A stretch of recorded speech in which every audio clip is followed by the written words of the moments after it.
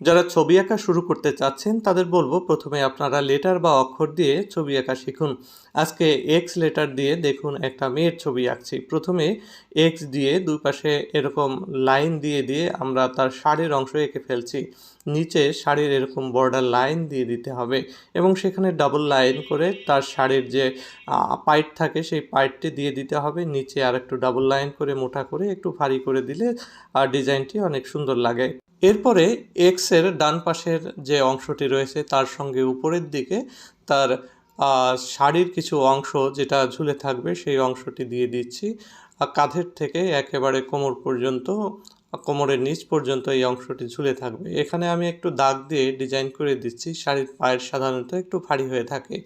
গলার লাইন দিলাম, অন্য পাশে ঘাড়ের লাইন দিলাম। এবার বুকের উপরে তার শাড়ির আরও কিছু অংশের পায়ের এভাবে ডিজাইন করে দিলাম। এরপরে শাড়ির বর্ডার লাইন দিয়ে শাড়ির ভাঁজগুলো এরকম দাগ দিয়ে দিলাম। এবার ডান পাশের কাঁধ থেকে ব্লাউজের একটা লাইন বের করতে হবে, ঘাড়ের লাইন, সেখান থেকে হাত বের করে দিতে হবে। হাতে কতগুলো চুড়ি দিয়ে দিতে হবে, আমি 2টা চুড়ি দিলাম। নিচে হাতের পাঞ্জা বা আঙ্গুলগুলো ঠিক করে দিয়ে অন্য পাশেও আরেকটি হাত আমরা এঁকে দিব। এখানে ব্লাউজের লাইনটা দিয়ে দিচ্ছি এবং সেই ব্লাউজের লাইনের ভিতর থেকে হাত বের করে সেখানে প্রথমে আমরা চুড়ি এঁকে দিচ্ছি। চুড়ি এঁকে হাতের কবজি, হাতের আঙুলগুলো একটু ভাঁজ করে দিচ্ছি। এখানে একটা আমরা ব্যাগ বা ভ্যানিটি ব্যাগ দিয়ে দিব। তো ভ্যানিটি ব্যাগটা একটু বড় করে দিলাম, আগে প্ল্যান ছিল না এরকম।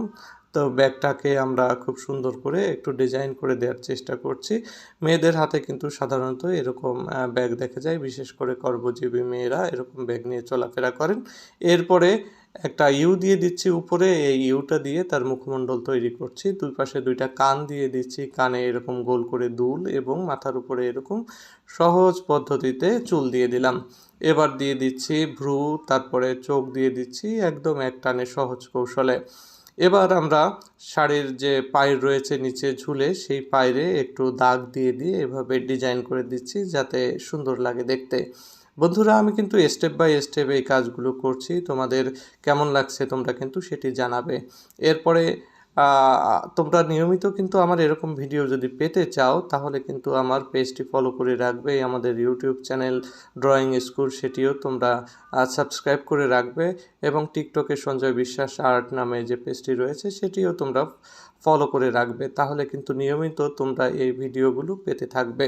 আর তোমরা যদি লাইক, কমেন্ট এবং শেয়ার করো তাহলে কিন্তু কোনো ভিডিওই তোমাদের মিস হবে না, তোমাদের সামনে অবশ্যই কিন্তু সাজেস্টেড হবে। দেখো, এবার কিন্তু আমি শাড়িতে রং করছি। আমি একটা হলুদের একটা গ্রেড আমি কিন্তু